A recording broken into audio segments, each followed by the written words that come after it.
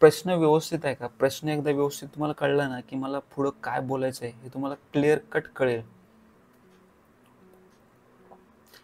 मागच्या 25-30 वर्षात जी गरमी वाढली नाही, जो वातावरणात बिघड नाही आला, तो गेल्या 5 वर्षात झालाय. मागच्या 25-30 वर्षात जो वातावरण बिघडला नव्हता, जी गरमी वाढली नव्हती, ती गेल्या 5 वर्षाच्या आतच एवढी वाढली. आता काय काय जण म्हणतील, कुठं कुठं एवढी गरमी वाढली? 80% लोकं जी जॉब, दैनंदिन जीवनातली सगळी धावपळ, कर्ज फेडण्याच्या मागं, टीव्ही, मोबाईल, 80% लोकं ह्याच्यातच बिझी आहेत जास्त. काम करणं ठीक आहे, पण हिशोबाच्या बाहेरच माणसं आहेत ना बुडलेली आहेत एकदम. त्यामुळं बाहेर 50 डिग्री गरमी होते का 60 डिग्री गरमी होते, हे कुणालाच नाही कळत. आणि काय काय म्हणतील, कुठे एवढी गरमी वाढली? गरमी ही जो उन्हातान्हातून काम करतोय सामान्य माणूस, त्यालाच त्याचे चटके बसतात. आता सकाळी उठून जो ऑफिसला जाणार असतो, काय काय जण 10-20% लोकांच्या घरी एसी आहे. एसी घरी एसी आहे, ऑफिसला एसी आहे. ते घरातली गरम हवा बाहेर जाते, ते तू कळेल कसं? पण आता जो दिल्लीला दिल्लीला जो दिल्लीला 50 डिग्री सेल्सिअस ऊन आहे. आता 5-10 दिवसापूर्वीच 50 डिग्री सेल्सिअस ऊन झाला होता दिल्लीला. मग तो एवढा 50 डिग्री सेल्सिअस होईपर्यंत, आणि काही शहरांमध्ये पण झालाय, 25 पेक्षा जास्त मुलं उन्हाच्या याच्याने बेशुद्धी पडली. काही माणसं उन्हाच्या चटक्याने मेली पण. 50 डिग्री. आणि काय तुम्हाला सांगतो, पापड, काही शहरांमध्ये पापड जर त्या 50 डिग्री सेल्सिअस उन्हामध्ये ठेवला की तो भासतो. आमलेट अंडा फोडून असा ओतला तर त्याचा आमलेट होतो. आणि काय काय जणांनी त्याच्यावर रील्स सुद्धा बनवली. आणि काय काय जण रील्स बघून मस्त ह्याच्यात त्याचा मजा सुद्धा घेतात रील्सचा. आपल्याला आता त्याची मजा वाटते की काय पराक्रम करतोय आपण उन्हाच्या ह्याच्यात, आपण काय शोध लागतोय, उन्हाच्या ह्याच्यात आपण पापड भाजतोय, अंडे तळतोय. पण हात जर 50 डिग्री सेल्सिअस ऊन जर 60% पर्यंत पोचला, तर असा हात आपण बाहेर केला ना उन्हात, हात तर साळली करपटून जाईल. जशी कोंबडी सोलतात ना, तसं होईल. आणि हे मी बोलतोय म्हणजे असं तसं बोलत नाहीये. जगातली आरोग्य संघटना आहे, वर्ल्ड हेल्थ ऑर्गनायझेशन, WHO, जागतिक आरोग्य संघटनेने सांगितलंय, जर येणाऱ्या वर्षापासूनच जर 60% जे आपण हिशोबाच्या बाहेर विकास करतोय ते जर थांबले नाहीत, जे हिशोबाच्या बाहेर झाडांची कत्तल होत चालले, मटणासारखे आपण झाडं कापतोय,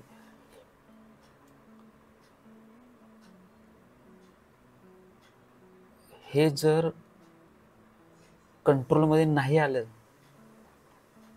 तर WHOने, आरोग्य संघटनेने सांगितलंय, येणाऱ्या काही 30 वर्षाच्या आतच वर्षाला 2.5 लाखपेक्षा जास्त माणूस उन्हानेच मरू शकतात.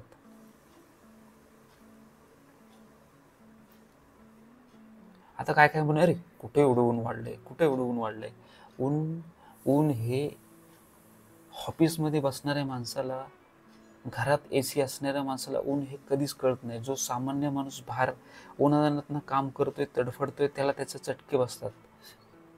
आणि थोडेच दिवस जर कंट्रोल काही गोष्टींवर सगळ्यांनी मिळून नाही केला, तर एक दिवस 50 डिग्री सेल्सिअस तापमान हा 60 डिग्रीपर्यंत पण पोचू शकतो.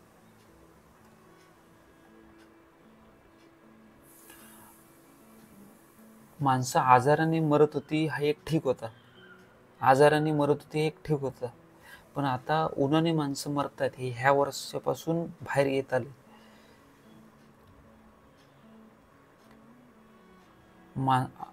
उन्हाने माणसाला मरण येतंय म्हणजे खरंच आपण आपल्याला स्वतःला प्रश्न विचारावा की खरंच आपण निसर्गाला मेंटेन ठेवले का प्रगती करायच्या नादात, विकास करायच्या नादात त्या निसर्गाची वाट लावून ठेवली. आरोग्य संघटनेने रिपोर्ट पण काढले, जर 2030 पर्यंत आणि 2030च्या आत जे आपण जमिनीतून खनिज काढतोय, झाडं नुसते असे आपले जसं ब्लेड फिरवल्यानंतर झटकन लगेच 1000 झाडं तुटतात पटकन, अशी झाडं कापतोय मोठ्या मोठ्या बिल्डिंग उभं राहायसाठी. जर ह्याच्यावर 60% पर्यंत जर कंट्रोल नाही आलं तर जो ऊन वाढेल, जो डिग्री सेल्सिअस होईल, त्याला जगातल्या सर्वसामान्यांना भोगायला लागेल. आणि हे श्रीमंताला भोगायला नाही लागत. श्रीमंत काय करेल, एका देशात जर खूपच गरमी वाढली तो लगेच कुठे जाऊ शकतो, आणि हे सामान्य माणसाला भोगायला लागते. त्यामुळं सामान्य माणूस जर जागरूक नाही झाला, सामान्य माणूस कामाच्या नादात, नोकरीच्या नादात, परिवार सांभाळायच्या नादात, कर्ज फेडायच्या नादात, हे काही जर बाकीचे जे निसर्गाचे कर्तव्य आहेत तो जर विसरला, म्हणजे सगळे त्याच्यात मी पण जर विसरलो आपण, तर असे भयानक दिवस येतील आपण विचार सुद्धा करू शकत नाही. तर जी गरमी मागच्या 25-30 वर्षात नाही वाढली ती आता वाढणे यांना हेच कारण आहे की आपण हिशोबाच्या बाहेर प्रगती करत चाललोय. हिशोबाच्या बाहेर. मला सांगा, जर आपण एवढी प्रगती करतोय आणि एवढा भयंकर विकास करतोय फास्ट, मग जर काय ठिकाणी पूर येत आहेत, भूकंप होत आहेत, मग ते आपण काय नाही वाचू शकत? जर एवढी प्रगती करून आपल्याकडे पैसे भरपूर एवढे साठत असेल, मग ते पैशाने आपण पूर येणं, भूकंप होणं का नाही थांबवू शकत? भारत जरी जगातला नंबर 1 श्रीमंत झाला, जरी त्याच्याकडे सोन्याचा पैसा जरी असला, सोन्याच्या नोटा जरी असला, आणि जर निसर्ग बिघडलेला असेल, तर त्या नंबर 1 जो होतोय आपण, त्याचं 0 व्हायला वेळ पण नाही लागणार. प्रगती करताना दोन्ही आपण बघितलं पाहिजे. निसर्गाचं समतोल, निसर्गाची ऱ्हास होती का नाही त्याचं पण बघितलं पाहिजे प्रगती करताना, विकास करताना. अजून बऱ्याचशा अशा गोष्टी डिस्कस करायच्या आहेत, बऱ्याचशा. आपल्याला वाटतं की आपण मस्त जगतोय आयुष्य, चांगला मस्त प्रगती पण करतोय, पण नाही. भिंतीच्या ह्या साईडला जो आयुष्य आहे आणि आपल्याला ह्या साईडला, भिंतीच्या ह्या साईडला जो आयुष्य आहे तो भारी वाटतोय, पण त्याच्या मागं जो आयुष्य आहे ना, तो अजून आपल्याला कळला नाही. आपण जगतोय, पण काही गोष्टी आपल्याला माहितीच नाही की ज्याचा परिणाम भविष्यात भयानक येणार आहे. त्यामुळं अशाच काही गोष्टी मला डिस्कस करायच्या होत्या, आणि अशा बऱ्याचशा गोष्टी आहेत त्या मी हळूहळू डिस्कस करेन. एकाच व्हिडिओत सगळं आपल्याला बोलायचं नाही. तर काही क्युरीज असतील कॉमेंटमध्ये मेन्शन करा. थँक्यू.